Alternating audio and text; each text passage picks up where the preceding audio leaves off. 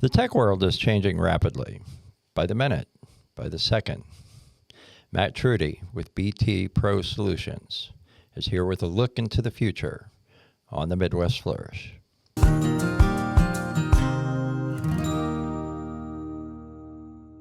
Greetings, I'm Rick Farrant, and I'm your host for the Midwest Flourish. Our guest today is Matt Truty, who's the co-founder and CEO of Fort Wayne-based BT Pro Solutions, which is a tech consulting and product development company. Welcome, Matt. Hey, thanks for having me. You know, I want to delve into the overarching journey of a startup, which is what BT Pro Solutions is. Yeah.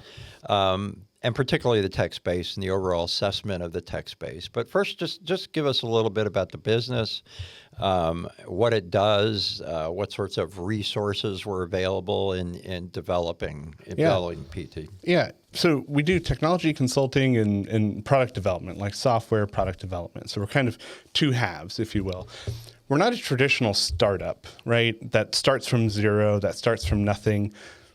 I was in consulting before. We actually had paying clients before we officially started the company, and then we grew it, right? So I don't think of us as a startup, even though I know we're a startup. But yeah, so really focusing again on that consulting and product development. But I mean, you did start, officially you started like a year ago, right? We started up over a year ago. That's right. Okay. Yes. So from that definition, you're relatively new. We are. Okay. So in September of 2024 is when we officially launched the company. Okay. Yeah. And you do, I mean, aside from that, what specifically do you do? What kind of companies do you serve? Yeah. Pretty broad in terms actually of the different, we don't have, up to this point, haven't had a market sort of niche. So whether it's manufacturing or e-commerce or off-highway or nonprofits, we've kind of worked with a lot of different companies, everything from just technology advising to building custom software for a particular function of their business to doing data research and data science sort of stuff. So a little bit all over the map.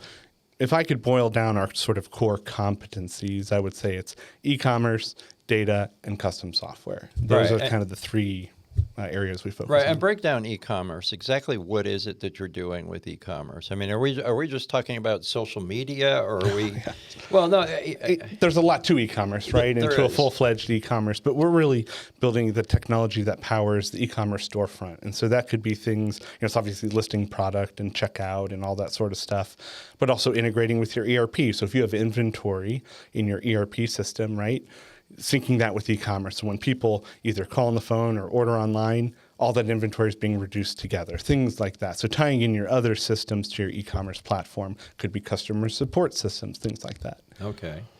And I understand that you are, from one of your colleagues, that you're kind of moving in the direction away from the consulting aspect of it and into product development. Is that the case? Yeah, that's so I wouldn't say moving away. I would say that we are trying to focus more of our energy in that space, but the consulting business, like, we're still here to serve our customers, and that's still a healthy business. But we would like one of the main drivers of the business to be product revenue, if that makes sense. Okay, and the reason for that is? Consistency. More money? What you'll find out through this conversation is we're actually not driven by money. Okay. But sure, that's more stable revenue for sure. But gives us the freedom to innovate in whatever spaces we're working in or serving, right? We can then take that and apply it to build new features, new offerings, help more people. So you could just freedom to do more of the things that we want to do. Yeah, and for the non-educated on software, right? A lot of code writing, right? Sure. And when you develop a software product, it's developing the code that allows the product to work. Am I simplifying this too much? That's about it. Even you could be a programmer. Yeah, but I can't write code, so I don't know how I would be. I would have to learn how to write code. With AI. Well, tell me about that. We weren't going to go into that, but how is AI changing software development? I wasn't even going to get into that, but obviously it is. It's an important topic because I think it's one of the industries that it really has dramatically and drastically changed forever. We can talk about AI in business and how it can be applied. That's a bit of a harder integration point, but for our work, actually writing code, doing technical things, it's really changed the game for us. It's really sped us up. Everything from writing the code to reviewing the code to even taking, let's say you want me to go build you a particular software product, taking your ideas, boiling that into requirements, and then having AI help us write that code, everything is sped up, the whole process. Yeah, that's kind of like, so for us that aren't doing that, like I'm a writer, I may do some research. So I may go in and ask questions in AI, and I may say, maybe it's historical research, and I'll say, in the 1920s, you know, did people wear whatever? And it comes back, and within 5 seconds, it gives you everything. Right. It can also write emails for you, right? Sure. Same thing with code. Is that it? You put in your parameters, you put in what you want, and can it actually write the code or come close to writing it and then you tweak it? How does that work? Yeah, the models are getting better all the time. The latest models can write it from start to finish. But it's really no different than any sort of problem solving. You take a problem, you boil it into smaller pieces, and you can have AI help you iterate on those smaller pieces of the problem, and does a fantastic job. So what you're offering, because I could do that, but what you're offering is the innate innovation tendency to ask the right questions, to get the right answers, to create an innovative product. Because frankly, I could go in and say, I want X, Y, Z to do this, and AI could come back and give me a code. Yeah, but to what quality and what scale? It's definitely good if it's called one-shotting, where you just say, go build me a thing, and it can produce something that looks like the thing. But there's all sorts of technical things that go into it behind the scenes, right? Like add 3 users to it, it might fall over, right? Scaling, privacy, security, all these other considerations. So when you equip a senior engineer with AI, it really does produce a multiple effect on it. But even that, so for someone that doesn't know code, you can now produce prototypes and concepts to visualize an idea like that. And that was never possible until the last year. Wow. Well, we're going to get into what may be coming down the pike, but to this point of you maybe concentrating a little more on product development, you've had some acquisitions. Yeah. So you can tell us about the acquisitions that you've made recently. Yeah, for sure. And we have another one that's going to be announced soon, a smaller one. But so we just acquired a company called Spokane Computer, which is really doing ERP business software for a very specific industry. And it's really a fascinating story. One of our clients used this software, and innovation has lagged. They weren't able to get a lot of changes out, maybe release a couple times a year. And so we approached them and said, hey, can we bring our engineering team and just help you? Like, we'll write code with you, like just like as a consulting experience. And like, no, we're not interested in that. And so we went back and said, hey, would you sell us the company? And they're like, okay, we'll say the company. And so one thing sort of led to the next, and we acquired them. When we talk about software development, when we think about software development, we want to solve niche problems. We don't want to go create software products for technical people. We don't want to go create the next AI whiz bang. We actually want to solve real problems with software. And if you look around, there are so many industries that are behind from an innovation standpoint. So when we're looking at our sort of roadmap and strategic sort of, okay, where does it make sense to invest? We're looking for very niche industries, actually. Yeah. Well, go back to the acquisitions. Is part of your game plan, part of your strategic plan, I don't know whether it's 3 or 5 or whatever, that you're going to grow the company and that you're going to continue to acquire other entities, or is this something that's just sort of happened organically? I would say somewhat organically, somewhat strategically. Very big into this concept of entrepreneurship through acquisition. And as we've learned more about it, actually acquiring a profitable company and taking them to the next level. It is very difficult to take a company from zero, right, and grow it, especially in product development. So much has to go right from a funding perspective, from a distribution perspective. But if you can acquire a company that has history, that's profitable, that has customers, and take it to the next level, we feel like that is a way more viable approach. Does it lead to lots more acquisitions? Probably not. We can get into some of the culture stuff, and I think it would help answer that question. But this made a lot of sense for us, is to take something that was already off the ground and take it to the next level. But we're not planning for like 10 more acquisitions. Like, we would love to live in an industry for a long time. Yeah, and that's a perfect segue to what I was going to ask. So we hear a lot of, on these podcasts with the clients that we work with and everything, how difficult it can be. Sorry, I'll call it a startup. But let's say how difficult it can be to be an entrepreneur, right? What have been some of the challenges that you've gone through, and how have you managed to cross those hurdles that have presented themselves? Because I think that might be helpful to others who are thinking about starting something. Sure. Everything goes perfectly, and there's never any challenges. So I don't know what you're Okay, talking good. about. We're done. Yeah. No, listen, like a few things. Like you really have to be resilient. And sometimes you hear these cliches. We've read all the business books. You know, you got to be resilient. You got to pivot. You have to, you have to. A lot of that is really true, though, because in business, it's very dynamic. Whether it's a customer who leaves or market conditions that change, and you have to have the ability to continue to adapt and balance that, though, with like actually staying on course, right? Yeah. So it's always a constant tension of pivoting versus not. Let's talk about product development for a second.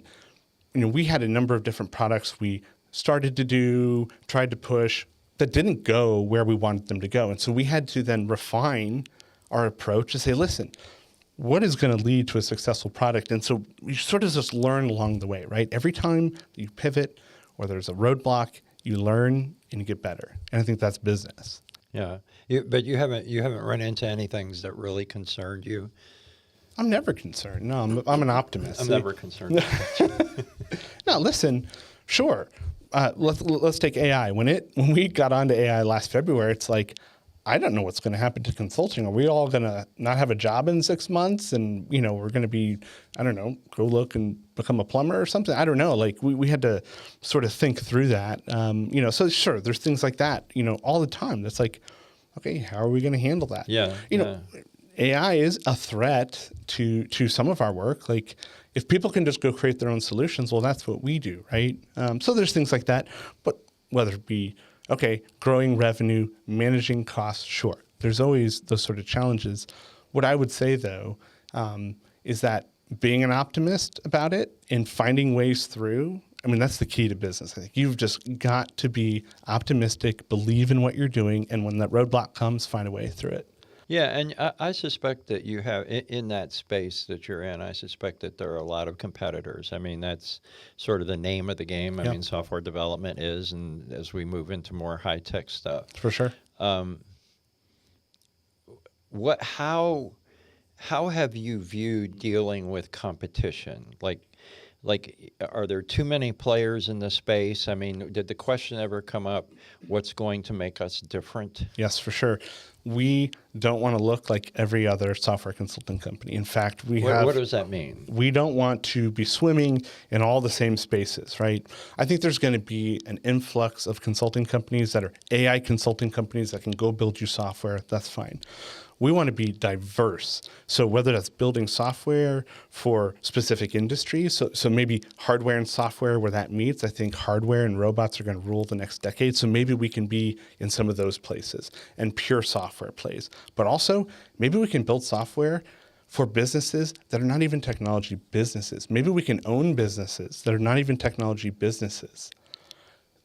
I don't know if you're going to find another consulting company that would string all those three things together. Okay. We talk a lot, my background for about 12 years was in workforce development, but we talk a lot when we're, on these podcasts about workforce development and talent. From your perspective, what does the future look like for careers in the tech sector and particularly in the sector the sector of the tech sector that you are in? What does it look like? That's a great question. How does AI impact it? Because I think of all industries, AI and technology is going to impact us the most. Entry-level programming jobs are at risk. And I think you could actually create a bubble where before you would have this sort of apprenticeship model. And this, dating back decades and decades and decades. But even in software, you would be an entry-level programmer. You typically be assigned a tech lead or a senior. You would spend an amount of time learning, growing, eventually you get promoted, that sort of thing. Well, if entry-level jobs are disappearing, who is bringing those folks in and training them and teaching them? And not just of technology. I think a lot of sectors, like if you think of the legal sort of sector, same thing. You would get hired and sort of do paralegal stuff and grow. But now, even that's at risk. You're using AI to do some things. So I think it creates a little bit of a bubble that will, companies have to be intentional to bring up the next generation in technology. I think if not, people could be left behind. Yeah, and well, I agree with you, especially as you're laying that out. So, what does a person do? I mean, so I think a lot of people are interested in the tech sector, Sure. especially those that are smart enough to realize that that's the name of the game moving forward. But if there are going to be barriers like that, it's almost like, so let me give you an example. In the trucking industry, not that a lot of people want to go into it. It used to be one of these careers that people love to have, but insurance is required. Experience is required. Well, how do you get experience if you can't drive? Okay. It's a little bit of a conundrum. And this sort of sounds like the same thing. For sure. And so I think it's important that companies have an intentional sort of mindset towards training. And, Park, who you've talked to on the podcast, I think that's why some of that work is so fundamental, because now we have to be more than intentional than ever to bring those folks up. If I could also say, though, like the advice I give people today is the same advice I gave people 5 years ago on getting in technology. There's no better time to actually be in technology. And I know that contradicts what I just said, but there's really no better time. Like, this is the age of software, technology, hardware. Like, there's no better time. But the companies have to also modernize. The companies cannot leave people behind, right? And so creating those opportunities, being very intentional about training, mentorship, internships, those sort of things cannot evaporate just because AI can do some of the lower So level what work. would you tell somebody who is interested in going into the sector? What kind of skills do they need? What kind of steps do they need to take? Yep. It starts with ideal team player virtues. You got to be humble, hungry, and smart. That's emotional intelligence. That is like the foundation. You have to be those things. Because if you are those things, you can learn anything. You're hungry, you can work with people. So for me, it doesn't start with technology. Actually, it starts with those underlying sort of ideal team player virtues. And so if I walk into your office, Matt, and I say, I'm hungry, I'm humble, and I'm smart, I get another question or two asked of me. I sort of start to get my foot in the door. Seriously? What I would say is, I don't care what your technical capabilities are. If you don't have those virtues, you'll not get a job. So it really starts with that. Now, obviously, we have to have certain skill sets, right? But some of the best people that I've hired in my career came from non-technical industries. One guy was a car mechanic, had worked on avionics for the Navy on fighter jets. Then was a car mechanic, is one of the best cloud engineers now in town. Yeah, but technical, that there is you could argue that's Sure. technical. There's it's not the high tech, but it's somebody. It's mechanical. It's mechanical. You're dealing with details. You're figuring out how things work. Sure. I mean, some of the skills there would be transferable. For sure. Yeah. But if you're humble, hungry, and smart, you can learn anything. Okay. You can be taught anything. Is right? that kind of the motto of your business?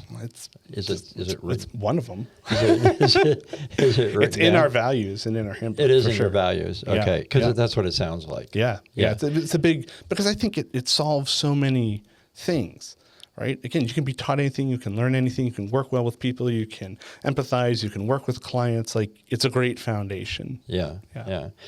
So many startups, again, I apologize calling you a startup. No, it's okay. Many entrepreneurial ventures look for capital to help them. And I, think of one which is angel investors, but there are other kind of methods of doing it. Sure. Have you done that? And what have you done and what has worked for you? Yeah, for sure. So primarily bootstrapped before the acquisition, right? So that it was just grow clients and work and hire and just sort of do it that way. Obviously, when you're doing an acquisition, you need capital to complete that. What I would say is really important to us is maintaining ownership control of the company, right? We're not in this to make $1 billion. We're in this to build a great business that lets us live not only a great professional life, but a great personal life, and not just for us, but for our employees. That's also weird for a business to say. So we're not in it at profits at all costs. And I think when you get into the more VC private equity realm, ultimately that becomes the focus. And so we never want to become that, but you need capital. And so we've got fantastic folks in our network, and we did fundraising for this acquisition and whatnot. But when you think about the ETA model, you are getting capital for a profitable business. And that changes even that whole fundraising conversation, right?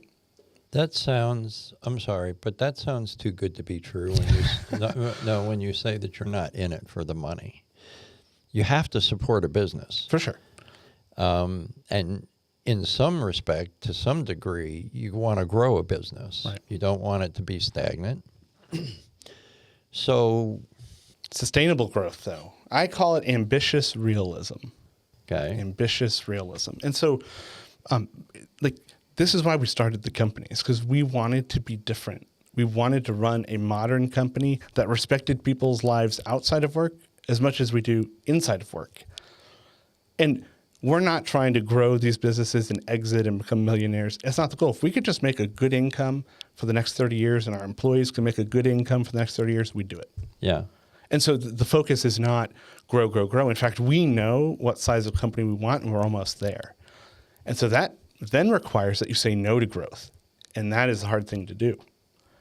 Correct. So when you reach that plateau, what are you going to do? Well, that's why product development is so interesting to us, because there's unending things you could do in a product and innovation and ways to help without having to grow the company from a people count or, a dollar count. You could just go do the kind of stuff you want to do for that industry for a very long time. So, okay, so another good segue. I know you have no imagination. None. Put your imaginative hat on. And where might software development be arbitrarily 3 years from now, 5 years from now, 15 years from now? I guess what I'm asking for here is we know that the changes are rapid. They're happening all the time. 5 years from now, 10 years from now, how are our lives going to be affected by the software that's out there that is already in fact, software is driving things that many of us don't even know it's driving. Yeah, for sure. It's in everything, in every business, in every part of our lives.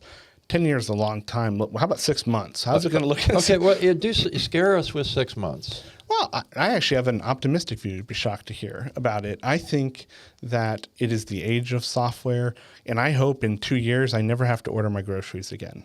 I never have to book my vacations again. I think that could be the world we live in, where software AI models are good enough that it can really reduce the burden. Okay, let's look at one of those. Yeah. You never have to book your vacation again. Okay, so if I want to book a vacation or I want to book a trip, I go online.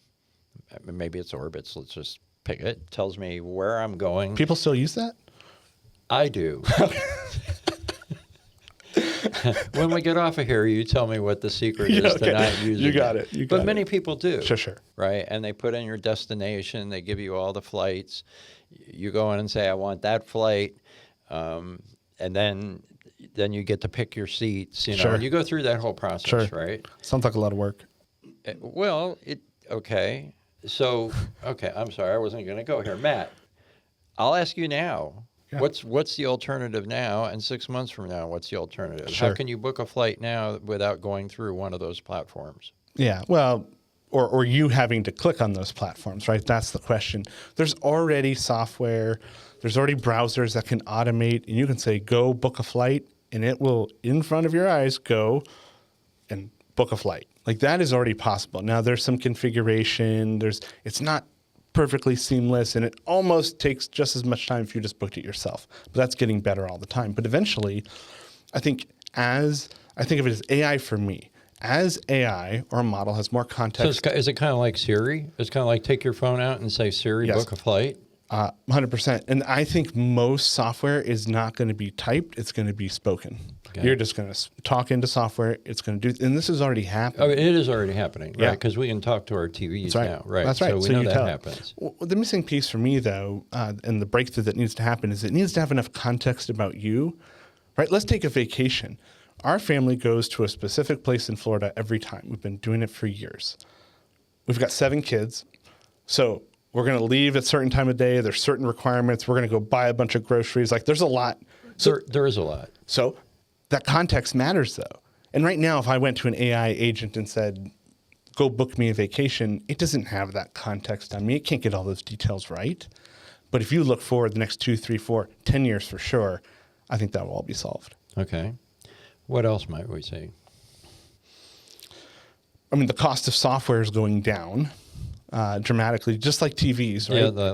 Yeah, whatever. Yeah, VCR is the whole thing. Yep. Yeah. And so as the cost of software comes down, And don't say you still use a VCR. no, Okay. I wish I did. That'd be pretty cool, though. That'd be fun. Yeah, I know. You'd have a blast.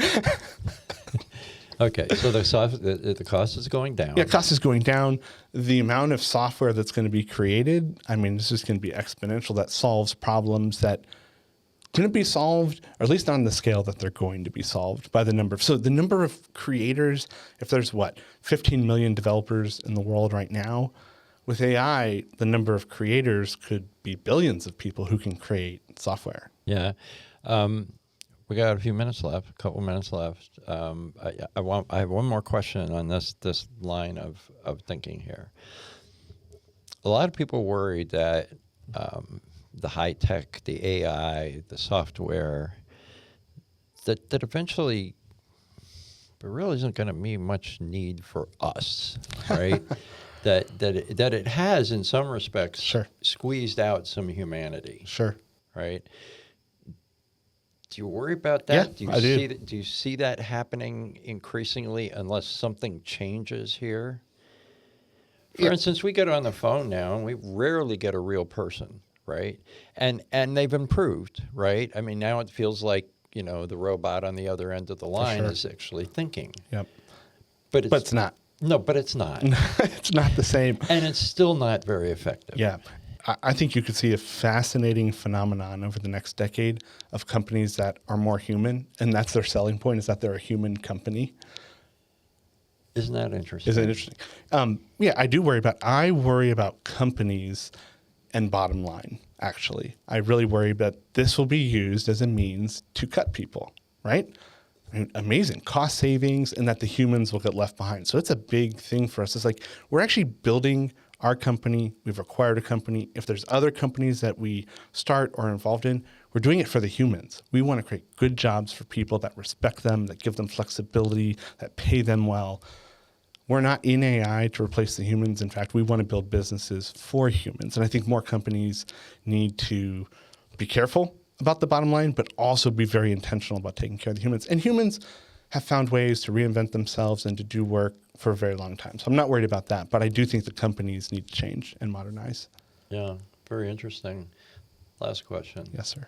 Where does your passion for this come from? I'm going to assume that you've been involved in some aspect of it for some time. Sure. Where does that come from? Yeah, I'd probably trace it back. Other than the fact that maybe you were a tech nerd one day. Yeah, my dad was in technology, owned 4 companies, so kind of the combination of tech plus entrepreneurship probably comes from that. And I worked in all the businesses sort of growing up and whatnot. And so I've always had an entrepreneurial itch, if you will.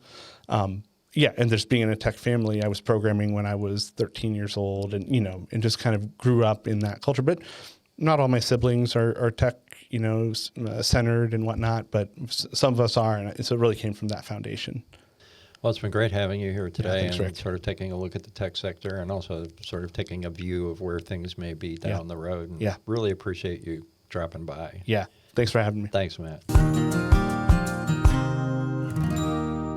That's a wrap on today's episode of the Midwest Flourish podcast. Want to dig deeper or get involved? Head to marketingthemidwest.com to explore how we can work together to empower your community to flourish. Let's keep the Midwest momentum going and shape the future of our region together.